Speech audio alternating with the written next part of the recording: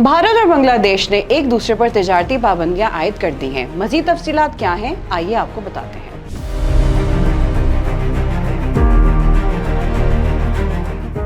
कई माह तक बयानबाजी के बाद इंडिया और बांग्लादेश की जानिब से हाल ही में एक दूसरे के खिलाफ तिजारती पाबंदियां आयद की गई हैं, जिनकी वजह से दोनों ममालिक में बड़े पैमाने पर कारोबार मुतासिर होने का खदशा पैदा हुआ है। बरतानवी नशियाती इदारे के मुताबिक भारत ने बांग्लादेश के लिए ट्रांजिट सहूलत रोक दी है। इस सहूलत से बांग्लादेश अपनी बरामदात भारतीय बंदरगाहों और हवाई अड्डों से तीसरे ममालिक तक पहुँचाता था। भारत ने बंदरगाहों और हवाई अड्डे पर रश को ट्रांजिट सहूलत रोकने की वजह बताया। दूसरी जानिब भारतीय इक़दाम के जवाब में बांग्लादेश ने भारत से रोड के जरिए सूती धागे की दरामद पर पाबंदी लगा दी है। बांग्लादेश की जानिब से ये पाबंदी इसलिए लगाई गई है ताकि सस्ते दरामदी धागे से मुकामी सनतों को तहफ़्फ़ुज़ दिया जा सके। मज़ीद अपडेट्स के लिए देखते रहिए VNews.me।